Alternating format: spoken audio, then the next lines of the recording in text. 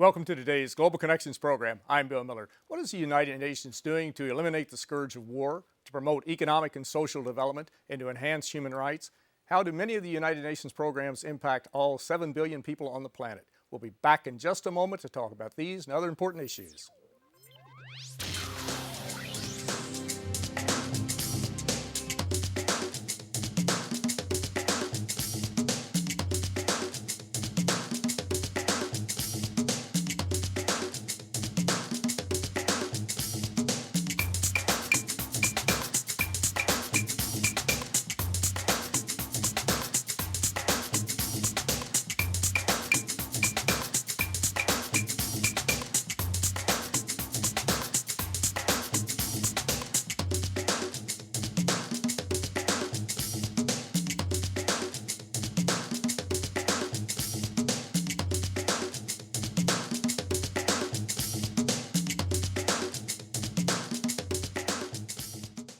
Welcome back to our program. Global Connections Television is an independently produced program. The opinions expressed on Global Connections are solely those of the moderator and his guests. Today, we're going to have a bit of a different type of program. Normally, it's an interview with a special guest, but today we're going to do a tour of the United Nations. And the United Nations is an agency that impacts all of our lives. In some cases, we're aware of it. In some cases, we're not. We have some slides, and these are really historic, vintage slides from the early 1980s, not a slick PowerPoint presentation. And we're going to do a quick walkthrough of the United Nations. In fact, it might be a whirlwind tour of the UN, but we'll focus a little bit on the history of the United Nations, some of the key agencies, to talk about how broad the UN's activities are and how many of these we never hear much about. Some we do hear about, but others very, very seldom. But let's jump into the slideshow and start with the first one. The first slide shows bombed out Warsaw, Poland. And of course, we saw after World War II, Europe lay in ruins, parts of Asia had been destroyed. Over 60 million people died in World War II. When the leaders of the world gathered in San Francisco, California to sign the UN Charter on June 26, 1945, they knew they needed to bring together leaders who could work together to try to really reduce friction, to promote world peace, and to solve their problems under one roof and not do them on the battlefields as they had in World War II and in World War I. Former President Franklin Roosevelt was one of the key architects of the United Nations. When the atomic weapons were dropped on Hiroshima and Nagasaki, the leaders of the world knew that if with this type of atomic energy were used in the future, it would be absolutely devastating. Albert Einstein once said that if we fought World War III with atomic or nuclear weapons, we'd be fighting World War IV with sticks and stones because of the devastation that would take place. There are 6 organs of the United Nations. The first organ is the UN General Assembly. The General Assembly is sort of the meeting hall of the world. All 193 countries of the world are represented in the General Assembly. They come together to focus on issues that are of importance to the people in their countries. There are votes on resolutions, but these are non-binding resolutions. A second organ of the United Nations is the Security Council. The Security Council is the most important and the most powerful of the 6 organs of the United Nations. During the Cold War, from about 1946 through the late 80s, the Cold War was fought in the Security Council. Not much was accomplished, but after the early 90s, you saw that the Security Council was coming online. It was starting to work in a more cooperative rather than confrontational approach. Again, today, all of the countries do not agree on every resolution that comes before the Security Council, but they're cooperating much more than they did 15, 20, 30, 40 years ago. There are 15 members of the Security Council. 5 are permanent members, which means that they can veto the resolutions. Anyone can veto a resolution from the Security Council. There are the United States, Russia, China, the United Kingdom, and France. There are 10 rotating members who serve 2-year terms. When the Security Council does vote on a resolution, it is binding on the country or countries that it's applied against. The International Court of Justice is located in The Hague, and this is a court that if 2 countries are unable to resolve their problems, if they mutually agree to abide by the decision of the court, they can take the issue to the court, which has 15 members. The fourth organ of the United Nations is the Trusteeship Council, and the Trusteeship Council is probably one of the most successful parts of the UN system.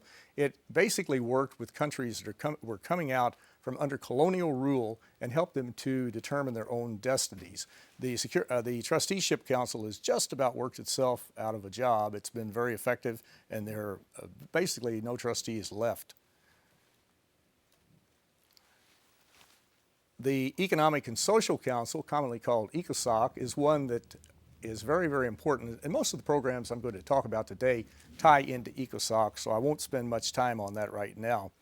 The sixth organ of the United Nations is the Secretariat, and these are really the international civil servants, also called international public administrators, who work with the United Nations. There are about 70,000 more or less who carry out the programs of the United Nations. The Chief Executive Officer, or Secretary General of the United Nations, is the administrator, the primary administrator. The first was Trygve Lie, a Norwegian national. Today, Ban Ki-moon is the 8th Secretary General of the UN. When we think of the United Nations, we often think of peacekeeping, and there are right now about 120,000 peacekeepers in some very dangerous areas of the world, the Democratic Republic of Congo, in Darfur, and a variety of other places. There are approximately 15 peacekeeping missions, and they are in place to try to promote stability in an area and to help the people to develop their lives and to get their lives back on track in a peaceful way. In 1988, the peacekeepers won the Nobel Peace Prize.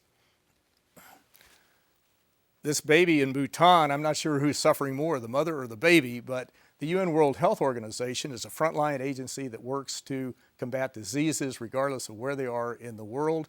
The World Health Organization has teamed up with Rotary International and with the UN Children's Fund, UNICEF, to head up the largest international health program in the world, and that's to combat polio and other childhood diseases.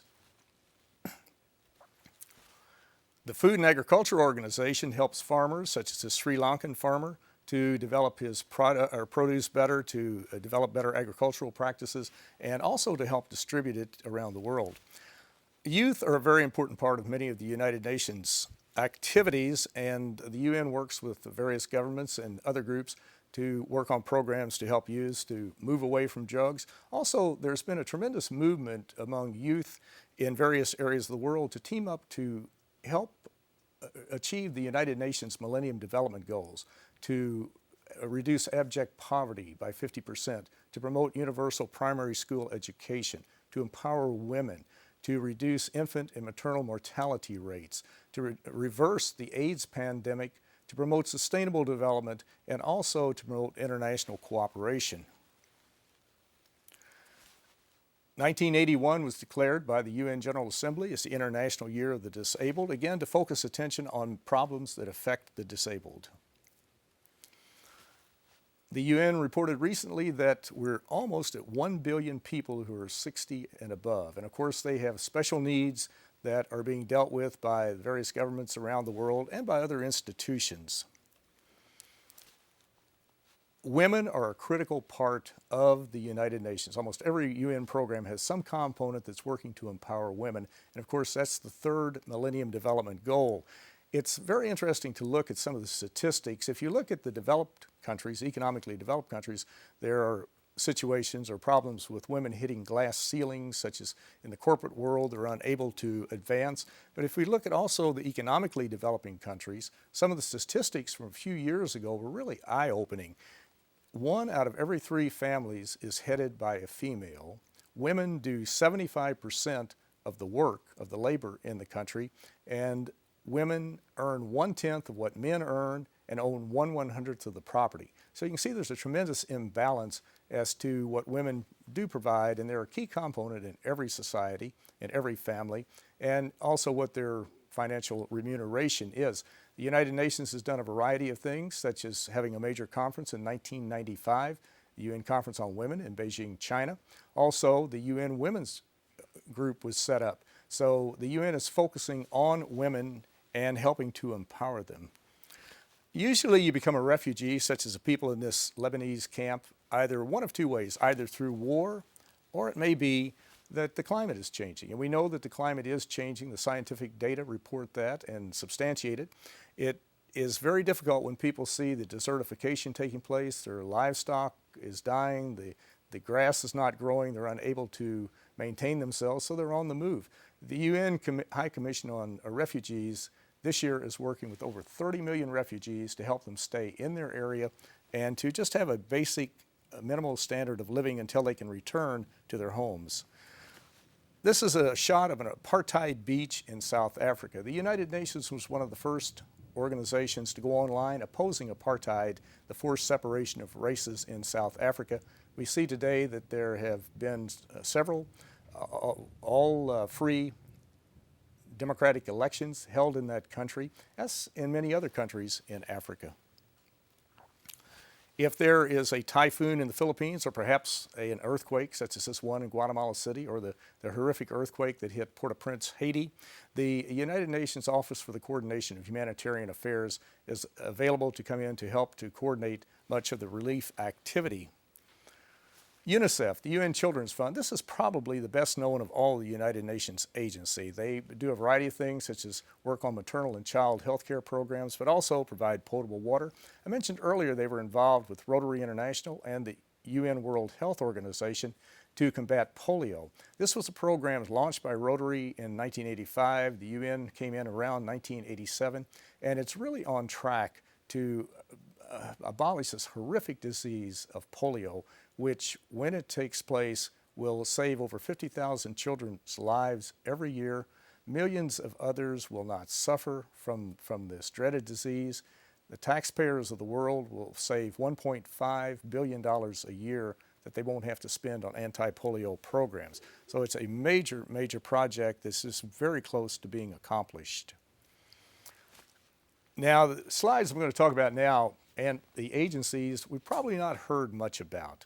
The United Nations is not going into outer space, won't be sending shuttles into outer space, but it does provide a basic service as far as bringing the countries of the world together to, first off, to develop agreements on how to develop outer space, how to develop it peacefully, and also to make sure that there are not nuclear weapons that are put into outer space.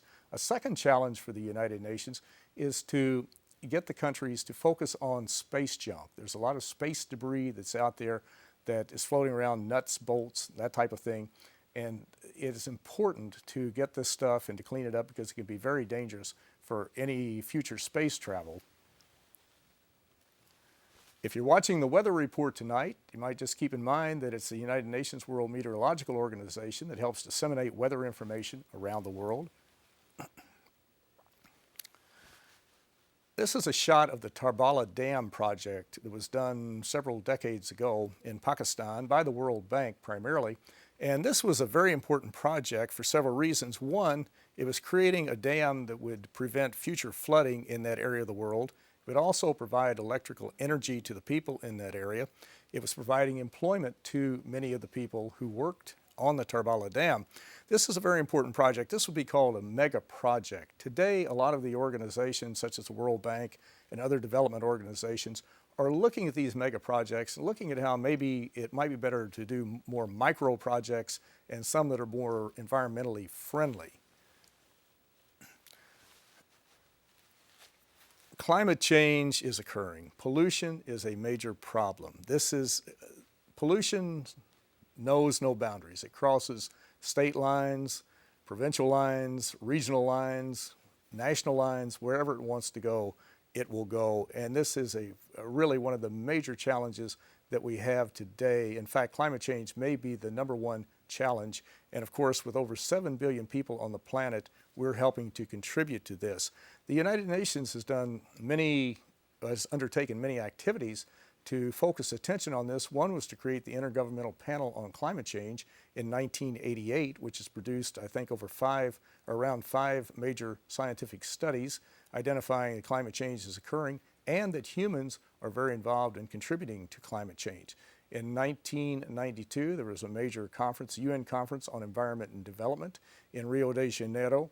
And of course, that focused on sustainable development, which was sort of a concept that we're using now. It's in the vocabulary, and it's one that's very important that people talk about quite a bit on how we can preserve our fragile resources, but still not destroy the earth in the process. Another is Agenda 21, which is sort of a blueprint, 900-page blueprint on how you can conserve energy. Many businesses thought it was a very good idea to use Agenda 21. It saved them a lot of money, and they helped reduce a lot of pollution and to really make the fragile planet more environmentally friendly. In 2012, we saw another major conference. There have been several major conferences, but one that was held again, Rio Plus 20 in Rio de Janeiro, was the UN Conference on Sustainable Development. Again, this focused attention on how we can bring the world together, how they can come together to focus on climate change, and there were many good ideas that came out of the UN Conference on Sustainable Development. If you've ever flown overseas, or if you've ever shipped a package by air, it's the United Nations International Civil Aviation Organization that brings together the airlines of the world, the governments of the world, to develop rules and regulations so that air traffic can be, you can have safe air traffic in international airspace. There's also inherent in this a mandate to work against terrorism in airplanes and in airports. There's also a United Nations agency, the International Maritime Organization, which basically performs the same functions for the ship lines of the world, bringing them together to develop the safety standards to move ships on the high seas and also to combat piracy. If you think of UNESCO, the UN Educational, Scientific, and Cultural Organization, you think of illiteracy programs, which is very important, but also UNESCO has a broader mandate. They have one program that we don't hear much about. It's the Man in the Biosphere program. And basically, if you have a pristine natural resource, such as Mammoth Cave in Kentucky or the Everglades in Florida, if the local leaders want, they can apply to UNESCO, and UNESCO will come in and help them to develop a strategy that will allow them to preserve that pristine natural resource, but also to have it as a revenue-producing agent so that you can make money off of it, but still not destroy it in the process. These children who are working in this brick factory in Southern Asia are earning the not-so-princely sum of about 6 cents a day. You can see that their human rights are being violated. And of course, when Eleanor Roosevelt, who was very instrumental in helping to usher or chauffeur the Universal Declaration on Human Rights through the UN General Assembly in 1948, I'm sure she thought about the 60 million people who died in World War II and literally the hundreds of millions more who were dispossessed. But she probably thought about these children and how important it was to help preserve their human rights. And that's one of the reasons the Universal Declaration of Human Rights was adopted. It's sort of a blueprint, a Bill of Rights for countries, especially those who don't have their own constitutions perhaps, to focus attention on how they can help preserve the human rights of the people who live within their borders. The UN has done a variety of other things to promote this, such as developing the Convention on the Rights of the Child, and various programs work in this area. The UN is able to do a variety of things, and one thing that it has done very well is to come in as sort of a neutral broker, if you will, and help countries who, for example, if there's a country in the South Pacific that's coming out from under the trusteeship and wants to develop its own form of government and chart its own future, or if it wants to go, or if it could come into a country such as Colombia or to Cambodia, El Salvador, Haiti, wherever it might be, to help set up free democratic elections. And this is a function that the UN can do because it comes in, as I mentioned, as that neutral broker. It doesn't take sides in the election, but works with both or all parties to set up the process so that the people can democratically decide who they want to be their elected representatives and how they want to develop their own particular future. These are just a few of the slides that are a few of the United Nations agencies that we've had a chance to talk about today. To go into great detail, we could spend hours on each of the agencies and many of the programs, but I just want to give you a flavor of some of the depth of the United Nations, the breadth of the United Nations, and some of the programs. If we had more time today, we could have talked about perhaps the Universal Postal Union, that if you're sending a letter overseas or a package overseas to Tokyo or to La Paz or wherever it might be, that it's the Universal Postal Union that brings the government's postal authorities together to develop the rules and regulations to move the mail safely around the world. The International Atomic Energy Agency, which is very involved in working with countries such as North Korea or Iran or others to try to promote the peaceful use of nuclear energy. You have a variety of other United Nations agencies, the World Intellectual Property Organization, and of course that's one that is of great interest to countries such as the United States, developed countries, ones who have patents. But there's a whole family, a whole group of United Nations agencies that work to make this a better world, and so often we don't read about them. We hear a lot about perhaps the UN Security Council, UN peacekeeping. Those are all very important. But again, there are many other agencies. About 80% of the UN system is involved in providing humanitarian and other types of assistance to people around the world. There are a lot of issues about the United Nations too that we hear about that are sometimes accurate and sometimes they're not.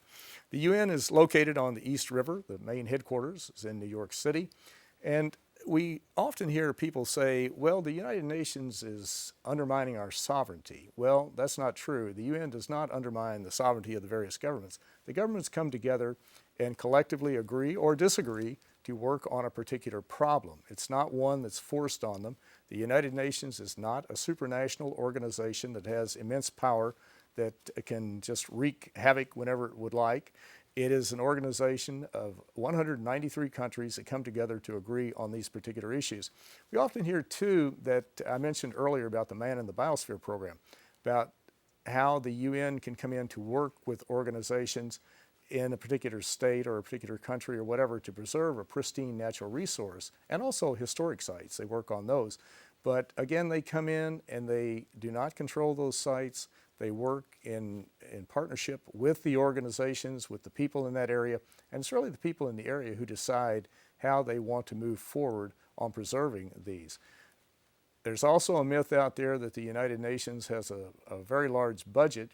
It's often been said that the budget of the UN Secretariat is smaller than the fire department budget in the city of New York. So when you put it in comparison or in perspective, the UN does not, and generally speaking, have a huge amount of money. But as with all organizations, the UN is looking to use that money more efficiently and more effectively, as it should. And it has become much more efficient over the past, at least the past 12 years or so. So there are a lot of activities that are underway at the UN to make it a more effective organization. There are, again, many other items that we could have talked about today that we've not had a chance to do. But it's often been said that the United Nations, if it did not exist, would have to be created. If it went out of business today, we would have to create the United Nations tomorrow.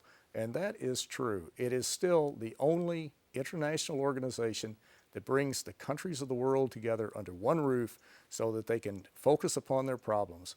In many cases, they will agree on how to deal with a particular problem, but you can just imagine if the United Nations did not bring these countries together. If we just take one example, I mentioned earlier about the Civil Aviation Organization and how it works with airlines around the world. Just imagine if aircraft or airlines had to deal individually or on a bilateral basis with each country, say, for example, a Lufthansa or Air India or Delta or whatever the airline might be, and had to deal with these countries and work up their own agreements and work up their own negotiations. And in many cases, they have to do much of this. But still, if you have some standardized rules and regulations that apply to airlines and to countries, it works so much more smoothly than if you had them having to work on a particular set of regulations. In fact, it would be so confusing that probably the pilots couldn't get into the cockpits because there'd be so many rules and regulations.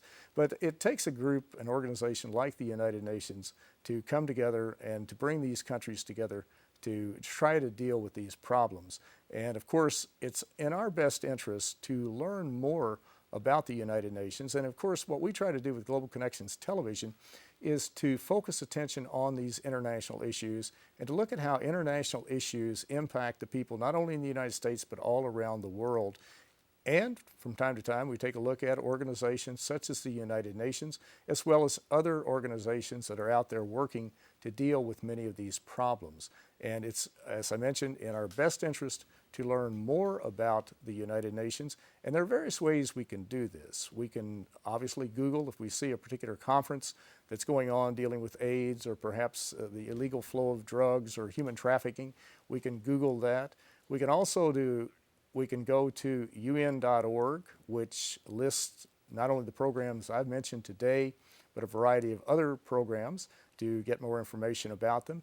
And one good way is to go to unfoundation.org. You can go to unfoundation.org and sign up to receive a daily update of about 15 to 20 different articles, not on just the United Nations, but on other international issues that will focus on what the organizations doing or how other groups are dealing with these international problems. But we need to reach out beyond the traditional media. The media do not, generally speaking, cover the UN in great detail. But this is just one approach to learning more about the United Nations. It's a little bit of a different program, but I want to thank you so very much for joining me today on Global Connections Television.